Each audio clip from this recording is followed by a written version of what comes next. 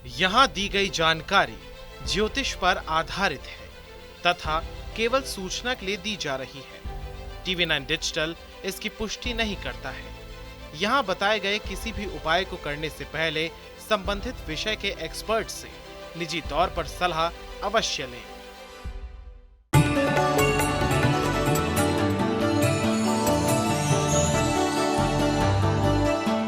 नमस्कार, astro science में आप सभी का स्वागत है। मैं हूं अंजलि और मेरे साथ हैं कार्यक्रम में एस्ट्रो साइंटिस्ट गुरुदेव जीडी वशिष्ठ जी। सर, आपका बहुत बहुत स्वागत है। दाता खुशियां दे, माता रानी सुख दे।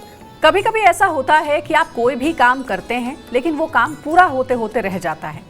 ऐसा कई बार अगर हो रहा है तो आप समझिए कि आपके घर में कोई ना कोई वास्तु दोष है जिसको आपको गंभीरता से लेने की जरूरत है। इसके साथ साथ अक्सर घरों में वास्तु दोष दूर करने के लिए कई तरह के उपाय भी बताए जाते हैं।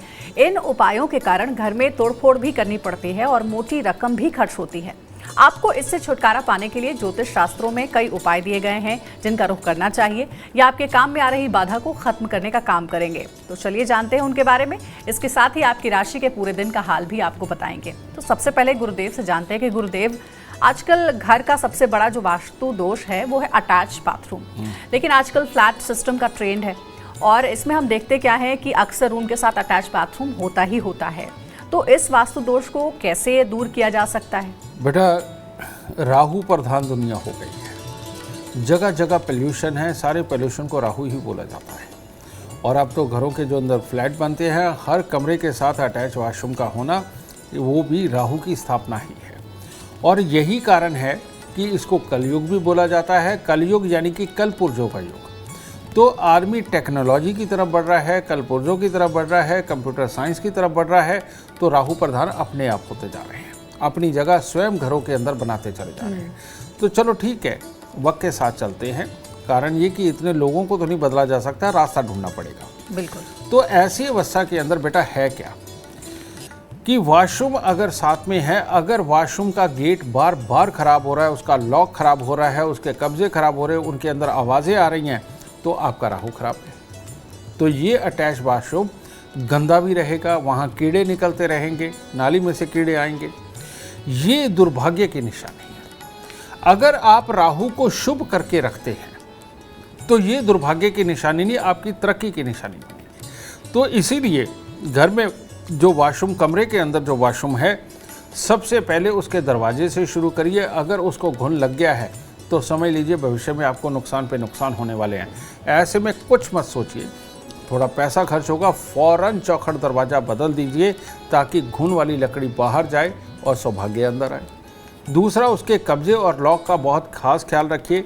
अगर आपने जुगाड़ करके उसको सिर्फ रोका हुआ है दरवाजे को, तो समझ लीजिए आपकी कमाई अभी नहीं बढ़ने वाली, उल्टा मुसीबतें आने वाली हैं। तो ऐसी अवस्था में दरवाजे को भी बहुत अच्छे तरीके से रखना, ये बहुत ज़रूरी है। फिर किसी भी प्रकार के कीड़े नाली के अंदर से आपके वॉशरूम के अंदर तक ना पहुंच सके, इसका आपको बहुत ख्याल रखना है। तो पानी आप फिनाइल वगैरह डालते हैं या और बहुत सारी चीज़ें डाल के अगर आप उस नाली को भी साफ़ सुथरा रखते हैं तो ये आपके लिए बहुत उत्तम होगा। और वॉशरूम को पूरा साफ़ सुथरा तो रखना ही है, साथ में वहाँ पर आपको खुशबू वाला कुछ भी लगाना चाहिए, कुछ भी। तो वो आप अपने अनुसार आप किसी भी प्रकार की खुशबू का चयन कर सकते हैं और वॉशरूम को साफ़ सुथरा रखेंगे तो भाग्य भी साफ़ सुथरा चलेगा। वॉशरूम गंदा है, दरवाज़ा खराब है, तो आपके भाग्य के अंदर बाधाएं आनी तय हैं और तकलीफ़ें बनी रहेंगी। एक और बात, जिनके वॉशरूम के अंदर सीलन बनती है वो लोगों को खास तौर पे बहुत बड़ी बड़ी मुसीबतें आती हैं। दुर्घटना, धोखा, क्लेश सब कुछ उनके पल्ले पड़ता है। पुलिस, कोर्ट कचहरी और हॉस्पिटल वो भी उनके पल्ले पड़ते हैं। तो ऐसी अवस्था के अंदर भूल के भी वॉशरूम के अंदर सीलन ना आने दे। उसके लिए आपको चाहे सारा तोड़वा के ठीक करवाना पड़े, उसको एक बार ठीक आप ज़रूर करवाएं। तो देखिए, गुरुदेव ने आपकी प्रॉब्लम का सॉल्यूशन दे दिया है कि अगर अटैच बाथरूम है भाई तो दिक्कत वाली बात नहीं है, बस उस बाथरूम को मेंटेन रखना ज़रूरी है, साफ सफाई रखना ज़रूरी है। ये उपाय करके आप इस वास्तु दोष को खत्म कर सकते हैं, इसके प्रभाव को कम कर सकते हैं। अब बात करते हैं कार्यक्रम में 3 राशियों की। मेष, वृषभ और मिथुन राशि वालों के लिए कैसा रहेगा आज का दिन, जानते हैं गुरुदेव से। बात करते हैं मेष राशि वालों की। हर तरह से उत्तम दिन, बस जोश में होश नहीं खोना। कोई भी कार्य हाथ में लें, किसी भी काम को करने की ठान लें, यार दोस्तों के साथ मिलकर के कार्य किया तो सफलता की गारंटी बनती है। तो सुबह सवेरे लक्ष्मी नारायण का ध्यान आपको और शुभता देगा। वृषभ राशि, वृषभ राशि के लिए आज के दिन में थोड़ा अटपटापन, कामों में खराबी और अनबन और धन की हानि का योग है। लेकिन अगर कोई कानूनी मामले हैं तो उसमें सफलता का दिन है। इसीलिए कुत्ते कौओं की सेवा और मंदिर में कुछ मीठा, ये आपके दिन को कुछ अच्छा कर सकता है। मिथुन राशि, मिथुन राशि के वो लोग जो आज भटकाव में जाना चाहते हैं स्वयं मन से और गलत कार्य करना चाहते हैं, उनके लिए तो खराब है। और जो पॉजिटिव सोच के साथ कोई खास काम शुभता वाला उसको अंजाम देना चाहते हैं, उनके लिए दिन बहुत बहुत बढ़िया है। तो यानी कहने का मतलब अपनी ताकत को जिस तरफ लगाएंगे उसी तरह का इसकी तरफ से रिजल्ट पाएंगे। चांदी का चकोर टुकड़ा जेब में रखें, बड़ों के से आशीर्वाद लें, तब दिन की शुरुआत करें। गुरुदेव, अगर घर में पूजा का स्थान अलग होता है लेकिन आजकल जगह की कमी की वजह से कमरे में या फिर रसोई में ही लोग मंदिर बनाने पर मजबूर हैं, इस वास्तु दोष में कैसे मुक्ति पाई जा सकती है इस वास्तु दोष से? पहले तो मैं आपको पुरानी मान्यता, पुराने विज्ञान के हिसाब से बताता हूँ। आप अगर किसी राजा के महल को भी आज भी देखने जाए तो बिल्कुल आखिर में जाकर के कोने के अंदर एक मंदिर बनाया जाता था, ठीक है। वहाँ पूजा पाठ की जाती थी। घर के अंदर, महल के अंदर बिल्कुल सेंटर में कहीं पर भी आपको मंदिर नहीं मिलेगा। तो सही मायने में गांव से थोड़ा से हद पे दूर जा कर के मंदिर बना करते थे, ठीक है। क्योंकि भगवान को भगवान की जगह पर रखना, वहाँ पर स्वच्छता का ख्याल रखना बहुत ज़्यादा ज़रूरी है। तो और शांति भी होनी चाहिए। तो बेटा मंदिर का निर्माण तो इसलिए किया गया था। उसके बाद धीरे धीरे करके तुलसी देवी हमारे आंगन में ही आ गई। वहाँ तक भी ठीक था, अगर खुले के अंदर तुलसी लगती है तो वो बहुत बढ़िया था। लेकिन अब तो तुलसी मैया भी, ठाकुर जी भी, हमारे सारे भगवान भी घर के अंदर आ गए। तो ऐसी अवस्था के अंदर घर के अंदर आ गए, घर हो गए छोटे। तो अब इन दिनों के अंदर घर पे माँओं के, बहनों के दिन भी आते हैं। अब ऐसी अवस्था के अंदर घर के अंदर मंदिर की पवित्रता बनाए रखना ये संभव नहीं रहा। ज़रूरत पड़ने पर माचिस भी उठाने के लिए कोई भी चले जाता है। तो यहाँ तक के हालात बनते हैं, तो मंदिर की पवित्रता भंग होती है, जो एक श्राप के रूप में आपको लगती है। तो अब ऐसे में किया क्या जाए? लाल किताब में कहा गया है कि घर के अंदर मूर्तियों वाला मंदिर होना, घंटियों वाला मंदिर होना, ये सख्त वर्जित है। ये औलाद के सुखों को खराब करता है। घर के मंदिर के अंदर लगातार जोत का जलना, ये साइंटिफिक रीज़न है। अगर आप 24 घंटे जोत जला करके रखते हैं घर पे दरबार बना करके, ऐसी अवस्था में आपके घर के अंदर चल रही, घूम रही ऑक्सीजन जलती है। और वो जली हुई ऑक्सीजन जब आपके बच्चों के नथनों के ज़रिए उनके अंदर जाती है तो उनको भूलने की बीमारी लगाती है, लो करती है, उनकी याददाश्त को कमज़ोर करती है, डिसीजन मेकिंग सेंस को वो इफ़ेक्ट करती है। तो जली हुई ऑक्सीजन उनके अंदर जाना, ये बच्चों को कामयाब होने से रोकती है, उनके स्वभाव को बदलती है। तो इसीलिए अगर आपको अखंड जोत जलानी है तो वो मंदिर जा कर के जलाइए। अगर आपको मूर्तियाँ रखनी है तो मंदिर में रखिए। घर पे सिर्फ फ़ोटो, तस्वीरें हुआ करती है परमात्मा का नाम याद रखने के लिए, क्योंकि ये लकड़ी और गोबर को मिलाकर के कागज़ बनता है, जिसकी वजह से तस्वीरों के अंदर परमात्मा की प्राण प्रतिष्ठा नहीं होती। परमात्मा की एक ऊर्जा है, बिल्कुल एक ताकत है, बिल्कुल अलग। वो पत्थर की मूर्तियों में, धातु की मूर्तियों में प्राण प्रतिष्ठा करवा पाती है, लेकिन कागज़ के अंदर कभी भी प्राण प्रतिष्ठा नहीं होती। तो घर पे मंदिर होना चाहिए परमात्मा को याद रखने के लिए और पूजन के लिए। परमात्मा के हमें हमेशा मंदिर के अंदर ही जाना चाहिए, घर पे बड़ा मंदिर नहीं बनाना चाहिए। तो गुरुदेव, आजकल तो हमने देखा है कि एक ये भी ट्रेंड है कि अक्सर भगवान की मूर्ति शो पीस के तौर पर लोग गिफ्ट भी करते हैं एक दूसरे को कि घर में भगवान का वास हो। तो वो शो पीस के तौर पर भगवान की मूर्ति घर में रखनी चाहिए या नहीं? जितनी भी ठोस मूर्तियाँ, चाहे वो मिट्टी की हो, चाहे वो पत्थर की हो या किसी और धातु से बनी हुई हो, जो ठोस मूर्तियाँ हैं जो अंदर से होलो नहीं हैं, ये घर पर बिल्कुल नहीं रखनी चाहिए, क्योंकि इनमें प्राण प्रतिष्ठा हो जाती है। और जो अंदर से होलो है, यानी बाहर परमात्मा का पूरा स्वरूप है, लेकिन अंदर की तरफ से आप अंदर हाथ भी डाल सकते हैं, अंदर से खाली है, ये अगर आप अपने घर पर रखते हैं तो इसका कोई भी नुकसान आपको नहीं है। ठीक है, तो आजकल प्लास्टिक की या और बहुत सारे मटेरियल की आती है, ये शोपीस के रूप में अगर आप रखते हैं, परमात्मा को याद करने के रूप में रखते हैं, तो ये बुरा नहीं है। धातु की मूर्ति नहीं रखनी चाहिए, धातु की रखनी चाहिए, लेकिन वो जो अंदर से खाली हो। ठीक है ना, ये अगर आप रखते हैं तो इसमें कोई प्रॉब्लम नहीं, लेकिन बिल्कुल ठोस बना करके अगर आप रखते हैं तो इनमें प्राण प्रतिष्ठा हो जाती है और आपके पास से अनादर हो जाता है, जो फिर बाद में भोगना पड़ता है। देखिए, तो गुरुदेव ने बहुत ही काम की चीज़ आप सबको बताई है, और ये बात सबको जाननी चाहिए, क्योंकि घर में मंदिर सबके होता है और अक्सर कई तरीके की अफवाहों में भी हम पड़ जाते हैं।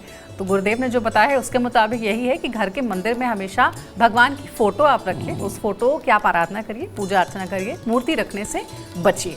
आगे बढ़ते हैं, अब जानते हैं कर्क सिंह और कन्या राशि वालों के इंतजार को खत्म करते हैं, कैसा रहेगा आज का दिन और कैसे आज के दिन को वो बना सकते हैं शुभ। कर्क राशि, कर्क राशि वालों ने अगर आज अपने गुस्से को नहीं बढ़ाया और कार्यों में मन लगाया तो आज आपको लगेगा कि हर काम कितना आसान है, बड़े आराम से हो जाता है। लेकिन अगर गुस्सा चढ़ा लिया तो ऐसे लगेगा कि हर काम कितना मुश्किल है, बहुत मुश्किलों से काम बनते हैं।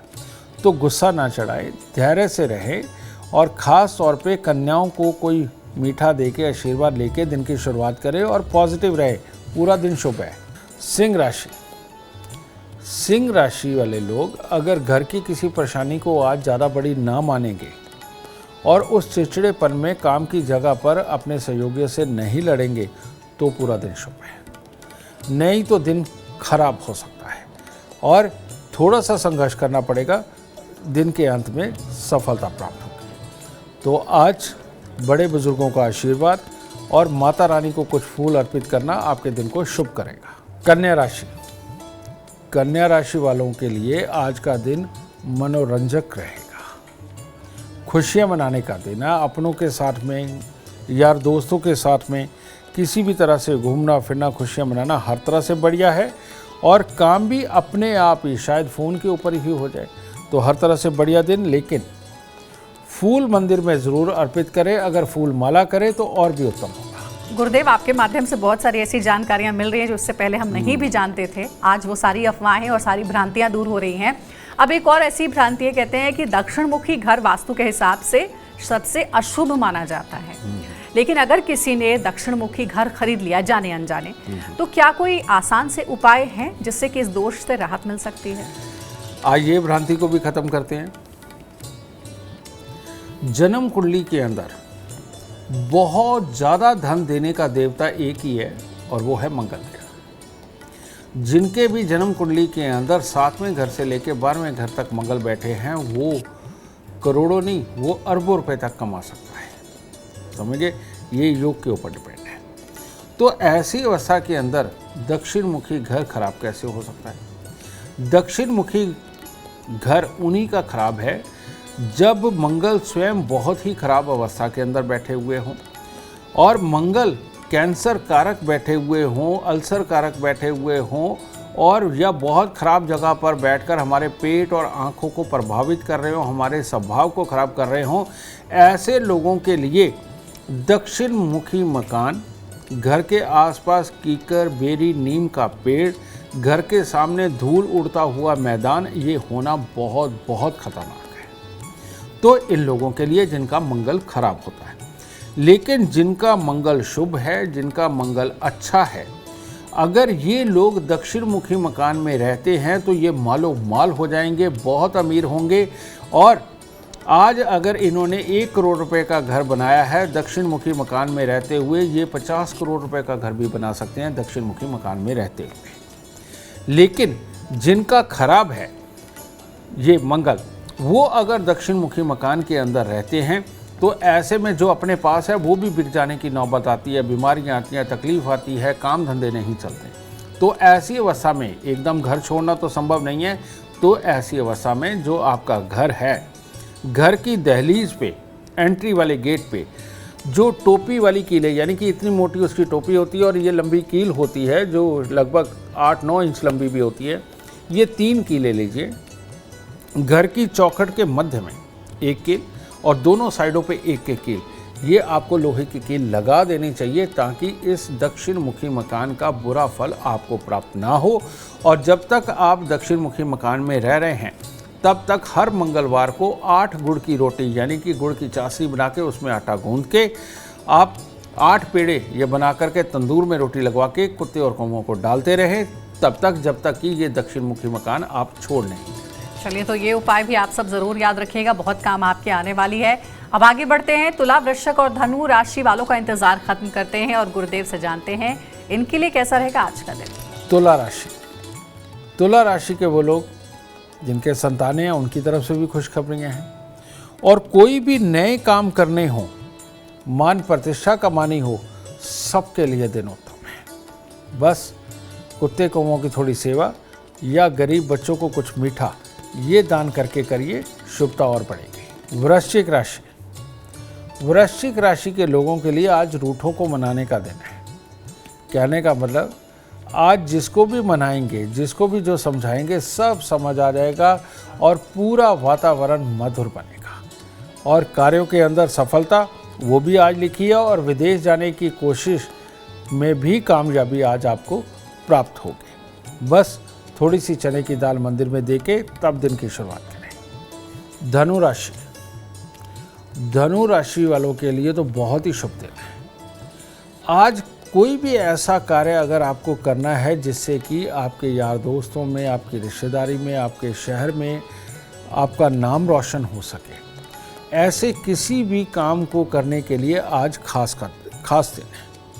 और आज के दिन अपनी माँ से चावल चांदी लेकर के अगर जेब में रखते हैं, बड़ी भाभी से आशीर्वाद लेकर के दिन की शुरुआत करते हैं तो शुभता परले दर्जे की। गुरुदेव, एक और सवाल है कि अगर किसी का घर बंद गली में हो तो क्या वास्तु दोष लगता है ऐसे में, और अगर हाँ तो किस उपाय से इस दोष से मुक्ति मिल सकती है। बंद गली का मकान ये सबसे काम की चीज़ है। कारण ये है कि ये बंद गली का मकान, इसके लिए बृहस्पति के लिए ये काउंट होता है। तो ऐसी अवस्था के अंदर जब भी बंद गली का मकान हो तो कहते हैं हवाएं आकर के हमारे दरवाजे पर ही रुक जाती हैं, आगे नहीं बढ़ती। तो उन हवाओं के साथ आने वाली बहुत सारी बुरी एनर्जी वो भी सारी वहाँ पर इकट्ठी होती चली जाती है और उसका साइड इफ़ेक्ट हमें मिलता ही मिलता है। ऐसे घर के अंदर कभी कोई कार्य नहीं बनते, आदमी तरक्की पूरी तरह से नहीं कर पाता, घर में कलेश रहते हैं और भाई बहनों के साथ बनने में बच्चों की कामयाबी के लिए तकलीफ़ें बनती है, पढ़ने वाले बच्चों के लिए तकलीफ़ें बनती है, आपस में दिमागी क्लैशेस होते हैं। ऐसे लगता है कि कोई भूत प्रेत पिशाच जिन कोई हमारे पीछे ही पड़ा हुआ है जो हमें सुखी नहीं रहने देता। तो बंद गली के मकान यानी कि नेगेटिव ऊर्जा का वहाँ पर इकट्ठे होते चले जाना, ये अपने आप में बहुत बड़ी तकलीफ होता है। तो ग्रह किसी का कुछ भी हो, बंद गली के मकान में नहीं रहना चाहिए, आखिरी मकान के अंदर नहीं रहना चाहिए। इसीलिए टी पॉइंट का घर भी बुरा माना जाता है, गली का आखिरी मकान भी बुरा माना जाता है और चारों तरफ मैदान और सेंटर में घर हो वो भी बुरा माना जाता है। तो इन मकानों से अगर आप बचाव करना ही सबसे बड़ी अक्लमंदी है, इसके लिए कोई उपाय देना वो उचित नहीं है। कारण ये कि कोई भी उपाय इस पे काम नहीं करता, मकान को वहाँ से छोड़ना ही सबसे उत्तम होता है। अब आखिर की 3 राशियों के बारे में बात करते हैं। मकर, कुंभ और मीन राशि वाले जानते हैं इनके बारे में कि कैसा रहेगा आज का दिन और कैसे अपने दिन को वो बना सकते हैं शुभ। मकर राशि, मकर राशि के लोग पिछले दिनों में तनाव झेल के थोड़े थक गए हैं, तो आज थोड़ा मनोरंजन के मूड में भी हो सकते हैं और दिन शुभ है। और हर तरह से आप किसी को सलाह दें या किसी से सलाह लें, हर चीज़ में आपको आज फ़ायदा होगा। और आज के दिन अगर किसी को आप मिठाई दान देते हैं या किसी प्रकार का कोई कपड़ा दान देते हैं, ये आपकी शुभता को और बढ़ाएगा। कुंभ राशि, कुंभ राशि वालों के लिए आज का दिन कुछ खास अच्छा है। अपने सहकर्मियों को खुश करना, उनको खुश करके उनसे काम निकलवाना आज आपके लिए बहुत ही फायदेमंद साबित होगा। और हर तरह से भाग्य रुकी हुई चीज़ों में आपका साथ देगा। बस थोड़े से फूल मंदिर में अर्पित करें। मीन राशि, मीन राशि वालों को गहरे पानी से दूर रहना चाहिए। आज स्वास्थ्य को लेकर के भी चिंता है और बेवजह का आलस्य आपका दिन खराब कर सकता है। तो इसीलिए हो सके सुबह नहाते वक्त 1 गिलास दूध से आप ज़रूर स्नान करें। 1 गिलास दूध अपने शरीर पर मल करके तब दिन की शुरुआत करें, आपके लिए उत्तम होगा। गुरुदेव ऐसा कहते हैं कि घर के आसपास कोई पीपल का पेड़ नहीं होना चाहिए या फिर मंदिर की छाया उस घर पर नहीं पड़नी चाहिए। क्या ये बात सही है? और अगर सही है तो वास्तु दोष हो जाता है, किस उपाय के साथ इस दोष को दूर किया जाए? मैं इसका तुम्हें साइंटिफिक रीज़न भी बताऊंगा बेटा। पीपल का पेड़ इसलिए नहीं होना चाहिए क्योंकि आप देखते होंगे, सुना है आपने कि धरती पर अगर सबसे ज़्यादा ऑक्सीजन का कोई स्रोत है तो वो पीपल का पेड़ है। और पीपल का पेड़ 24 घंटे ऑक्सीजन छोड़ता है, बाकी पेड़ नहीं छोड़ते, लेकिन पीपल का पेड़ 24 घंटे ऑक्सीजन छोड़ता है। अब ऐसी अवस्था के अंदर जैसे ज़्यादा खाना खाने से पेट खराब होता है, किसी भी दवाई की ओवरडोज के कारण रिएक्शन आते हैं, ठीक इसी प्रकार से हर वक्त ऑक्सीजन का ज़्यादा रहना आपके दिमाग को पहले एक्टिव रखता है और ज़्यादा एक्टिव रखता है, और जिसकी वजह से गुस्सा, उतावलापन, चिड़चिड़ापन और कंसंट्रेट करके कुछ भी सोचना ये संभव नहीं हो पाता है। और जब ये सारी चीज़ें नहीं हो पाएंगी तो परिवार के अंदर कलेश, बीमारी, उतावलापन ये सब बन जाएगा, और जिसके कारण जो सीखने वाली प्रवृत्ति है, जो संस्कार निभाने वाली प्रवृत्ति है, उसमें कमी आने लगेगी। जब ये लंबे समय तक रहते हैं तो उस घर में बीमारियां भी आने लगती हैं और पैसा खर्च करने के बहाने 100 बनने लगते हैं क्योंकि उतावलापन होता है। तो इसीलिए घर के साथ में पीपल का पेड़ होना इन सारी मुसीबतों की आमद होता है। इसीलिए पीपल का पेड़ घर के पास में बिल्कुल नहीं होना चाहिए। दूसरी बात, कहते हैं मंदिर की छाया घर पर नहीं पड़नी चाहिए। बिल्कुल सही कहा है। उसका कारण क्या है? मंदिर अगर घर के बिल्कुल साथ में है, मंदिर के अंदर घंटे, घड़ियाल, ढोल, मृदंग, मंजीरे ये सब बजते हैं। कहते हैं घंटा जहाँ बजता है या मंजीरा जहाँ बजता है, वहाँ हवा के अंदर जितने भी कीटाणु होते हैं वो सारे मर जाते हैं, समझे? और वो सारे मरने के कारण हाँ शुद्धता पैदा होती है, ध्यान लगता है, ये बिल्कुल सही है। लेकिन घर के अंदर रहते हुए जब मियाँ बीबी भी वहाँ रह रहे हैं, बच्चे भी रह रहे हैं, बड़े बुजुर्ग भी रह रहे हैं, तो घर है कंसंट्रेट करने के लिए, सोचने के लिए, हर तरह की ऊर्जा को ग्रहण करने के लिए। और हवा के अंदर भी बहुत सारे कीटाणु ऐसे होते हैं जो हमारे लिए फ़ायदेमंद भी होते हैं, तो वो भी मरने लगते हैं इन घंटे, घड़ियाल और मंजीरों की आवाज़ के कारण। तो ये भी मरने लगते हैं। अब वो एक जो चीज़ आपको मिलनी चाहिए वो नहीं मिलती, कंसंट्रेशन नहीं बन पाती, और बार बार जब आप बिज़नेस की गहराइयों को सोच रहे हैं, कुछ चालाकियों को सोच रहे हैं, कुछ तेज़ीपन को सोच रहे हैं, उस वक्त परमात्मा का ख्याल भी आना, घंटा घड़ियाल बजना आपको परमात्मा की तरफ केंद्रित कर देता है। यानी कि आपकी बिज़नेस के अंदर की कंसंट्रेशन को भंग करता है, पढ़ाई के अंदर की कंसंट्रेशन को भंग करता है। जो चीज़ आप याद करने के लिए बैठे हुए हैं उसकी कंसंट्रेशन को भंग करता है, क्योंकि भगवान का डर भी बहुत बड़ा होता है। 1 घंटी बजते ही ध्यान उधर जाता है और प्रणाम करने को मन करता है।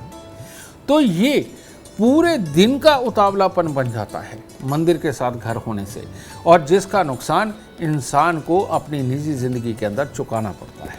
तो इसीलिए मंदिर के बिल्कुल साथ वाला घर और पीपल के बिल्कुल साथ वाला घर ये बेहद नुकसानदेह माना जाता है।